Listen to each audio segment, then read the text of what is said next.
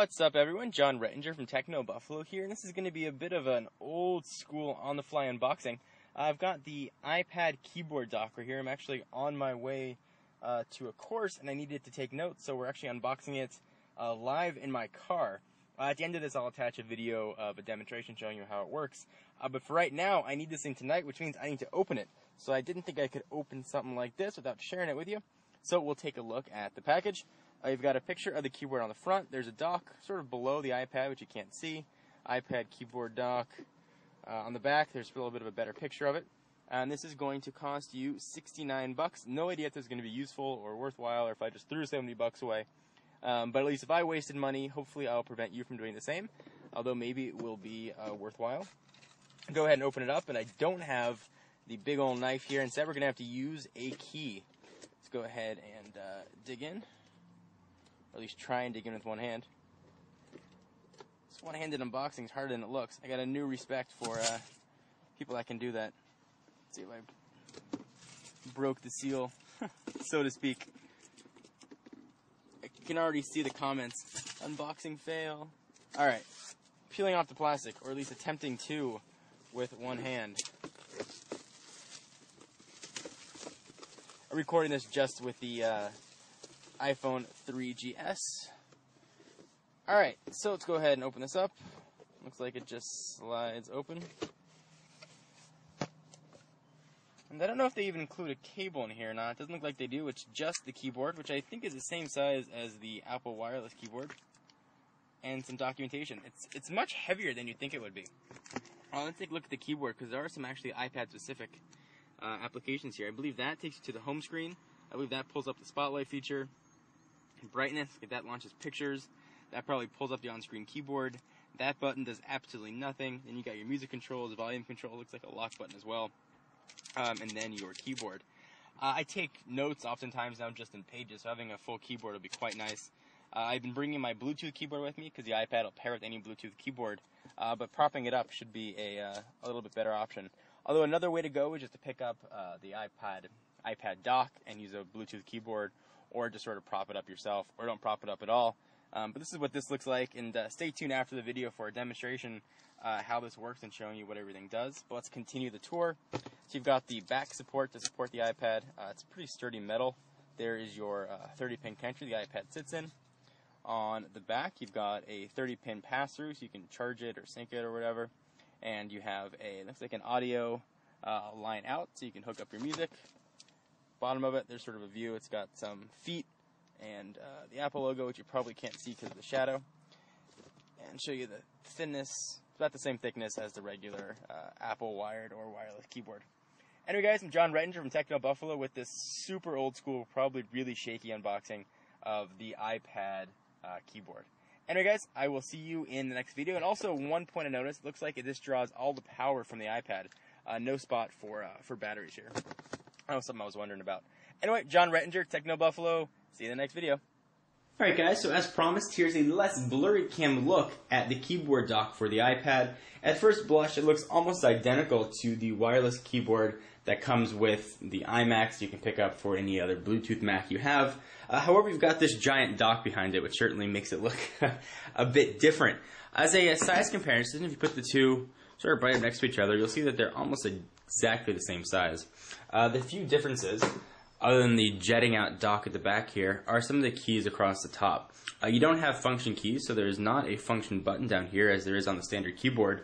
But there are some unique functionality of the keys up top here. So this button right here is the same as pushing the home button on your iPad, a button for universal search, control the brightness, pictures, to bring up the on-screen keyboard, that does nothing. All your music controls, fast forward, rewind, pause, and play. You've got volume, so you've got mute, up and down, and then a button that locks it. Other than that, the keyboard and typing on it, typing experience is exactly the same as the typing experience on any of the other Apple Bluetooth keyboards. Let me go ahead and pop this in and give you a bit of an example as to what it looks like and how it works. It goes and slides right in. This is one of actually the hardest things about the dock, is getting it to actually go into the dock can be a bit difficult. So I think that we've got it in there now. Check it out. Okay, so we've got it now in the dock, nicely positioned. Go ahead and move the camera up a bit so you can see the screen and see what happens. So typing on this is very easy. It's a great conjunction to have with a program like Pages, for example. You can go ahead and open it up, and you can go ahead and start typing any document you'd like, or a paper, anything that you needed to work with as far as spreadsheets. It's a great program, and it's a nice combination actually. When I go to class and I start writing papers, this is exactly what I use. So here's a paper that I actually wrote on the iPad. It was just about 2.5, 3 pages. And you can open up Word documents and export as Word documents, and you can do it actually very easily. And this does have full spell check, so you can go ahead and check and type. I'll have to admit, it's a bit weird to always be touching the screen. It'd be great to set some sort of mouse support. But it's not bad if you're traveling or if you're in school. The combination of the iPad and the keyboard is really nice for note-taking, especially if you want something a little bit lighter and a bit less expensive than a full-size laptop. This is a very good option. You do get a full-size keyboard, although it is going to run you $70. Let's go over some of the keystrokes and show you what they do. Go ahead and move the camera up a little bit so you can see. So if I'm open in any program, so let's say I'm in Twitterfic here, hit this button upper left, which is the home button, just the same as hitting the home button on the iPad. I've got a button here, take the right to universal search. Go ahead and hit the home button again. To the left and right, brightness. Look just like it would on your Mac. You've got a button that launches picture slideshow. Go ahead and launch that, and there go all my pictures. It's one of my dad. Next button pulls up the on-screen keyboard in a place where it's relevant. So if I'm, let's say I'm on Twitter, and I want to post a new tweet, and go ahead and compose one. Now if I didn't have the dock right here, the on-screen keyboard would come up automatically. But it's not, and I can go ahead and start typing. But if I want the on-screen keyboard to come on as well, go ahead and hit that button, and it pops up. I was a bit worried when I got this there was going to be a delay between typing a letter and when it showed up on the screen. Actually, it shows up just as quickly as it does on any computer, almost instantaneously, which is quite nice. So go ahead and hit close there. I don't want to send that gibberish-esque tweet. The next button does nothing. You've got your volume controls and music playback. It works just as you'd expect. If you've got iTunes running, or a song, or a video, you can go ahead and pause and play. The volume works pretty much as you'd expect as well. You don't get the sort of beeping noise that you get when you adjust the volume on your Mac, but you do get the nice visual representation. And last is the lock button, which will lock it. And any button will actually wake this up when it's locked, so I don't have to hit the home button to unlock it. I can just go ahead and push any button and the screen comes to life. I don't have to do the lock screen and slide to unlock. Overall, I've been very, very happy with the keyboard, although I do want to use it for a little bit more to do a full review and see if it really is as useful as I think it's going to be. So definitely stay tuned and stick around for that. Be sure to go to Techno Buffalo for more information on this keyboard and all of your iPad and tech news.